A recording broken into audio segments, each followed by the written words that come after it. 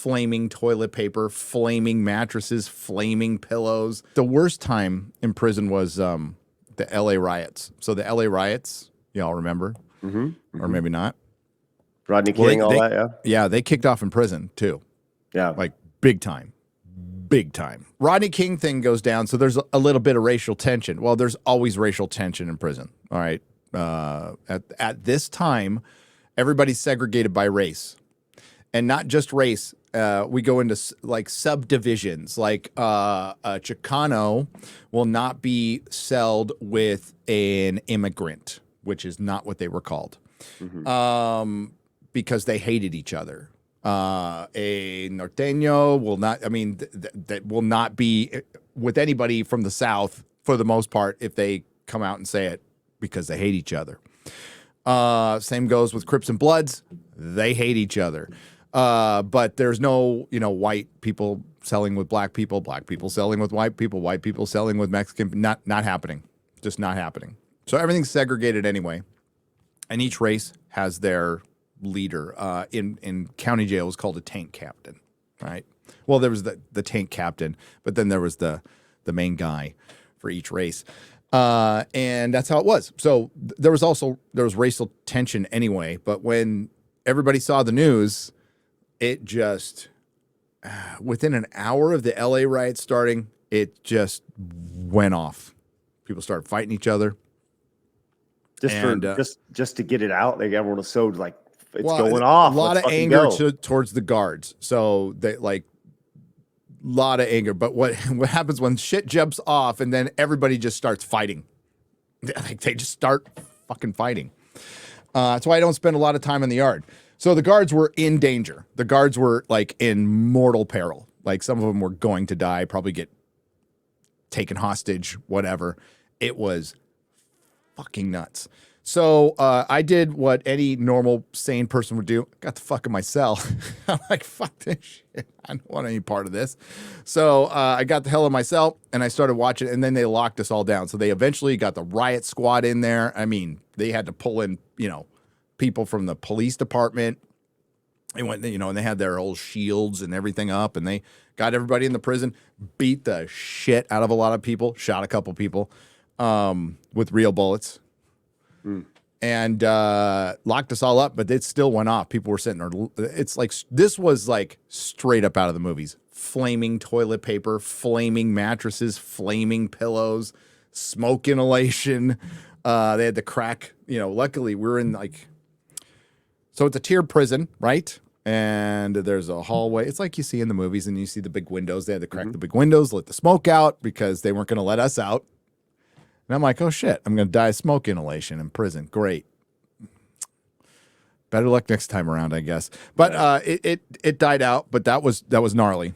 That was gnarly. And people were just screaming. And it was like, it taught me, again, a valuable lesson. I had seen this before. But I'll tell the story. One time I was just eating lunch with this guy. Things were calm. It's nice. Like, hey, what's up? How's it going, Flash? His name was Flash, not Yellow Flash. Flash. He was a pledge for Hell's Angel. And then, I'm taking my bite of I think it was macaroni and cheese or whatever. I look up, and then there's a kid just taking a pencil, and he stuck it right in Flash's neck, right in front of me. And it's all fucking Monty Python blood. And it taught me a valuable lesson that shit can go down whenever. How soon into your stay? I was very soon into my stay. Right. That was very soon. Did Flash make it? Flash made it, but yeah, he had to pull a number 2 pencil out of his neck. And did he stab him back? No, he was too busy bleeding. So it was an 18-year-old kid, scrawny 18-year-old kid. Flash was this muscle-bound fucking biker that nobody would ever fuck with, and this kid's like, "Fuck you." Felt disrespected. His gang member said, "You got to take care of that," so he took care of it. So I do, and I will. What happened to the 18-year-old kid after that?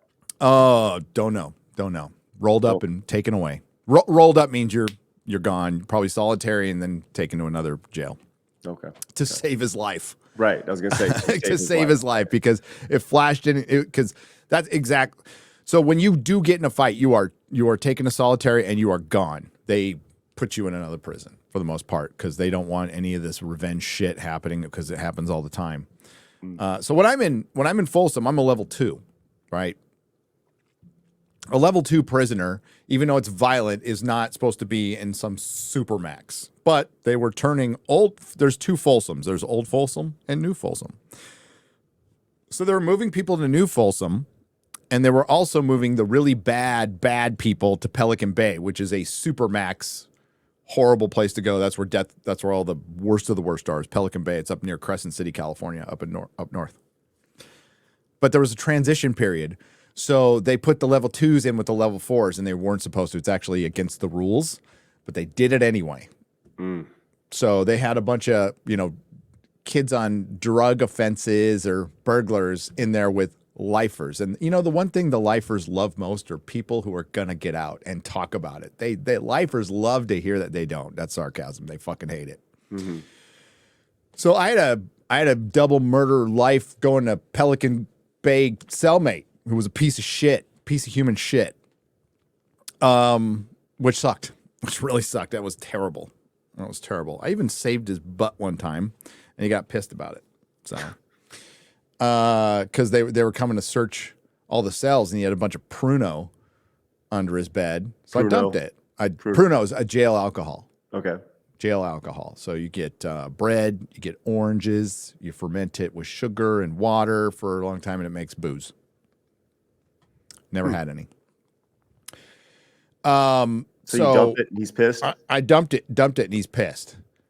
And I'm like, dude, we would have both got fucking rolled up. I saved our ass, Didn't see it that way. Created a lot of tension. How long did you have him as a cellmate? Till I beat the shit out of him. Really? Yeah. Wow. It was like a hysterical fight though, because the guy was kind of big and kind of scary. But yeah, I pounded his face in. It might have been with a Walkman type of device, and I fucked him up pretty bad. What was the tipping point? What made it? He wanted to write my mom. He's like, he was going through my shit, and he sees my mom's handwriting. She's got some nice handwriting. I want to write your mom. That was it. Turned red. I just snapped. Right. Yeah, I think it was just, dude, it was hating him, being in prison. Everything that's gone on came out then, and I just started cracking his face in. And I was supposed to go to the hole. Like that, I was supposed to go to the hole for that. But they reversed their decision. And I'm like, no, you can't reverse your decision because it's going to look like I ratted and I'm going to get stabbed. And they're like, don't worry about it. I'm like, really? So what else was I going to do? They put me out and nobody said a fucking thing. I guess he wasn't a popular dude. We'll just say that. So I think a lot of people were just happy he was fucking gone. But I never got, I was worried about getting the snitch tag on it for not going to the, I'm like, no, send me to the hole. I need to do the whole 30 days. And they're like, nope, we can't. So either that or somebody, another prisoner who might have been the head of something, because a lot of people saw what went down, might have gone to somebody and said like, yeah, don't put that kid down there. This guy had it coming or whatever. Right. I don't know, but got out of that. Yeah, you mean, as pointed out in the chat, Card says you Ralphie from A Christmas Story. I did. China. It was totally a Ralphie. That's all it was. It was not like some cool hero moment. Hey, if you enjoyed that clip, make sure you hit the subscribe button. Would greatly appreciate that so you can find more clips on the channel. And of course, come join us live Monday through Friday at 11 a.m. Central Time for our live Side Scrollers podcast. We would love to see you there.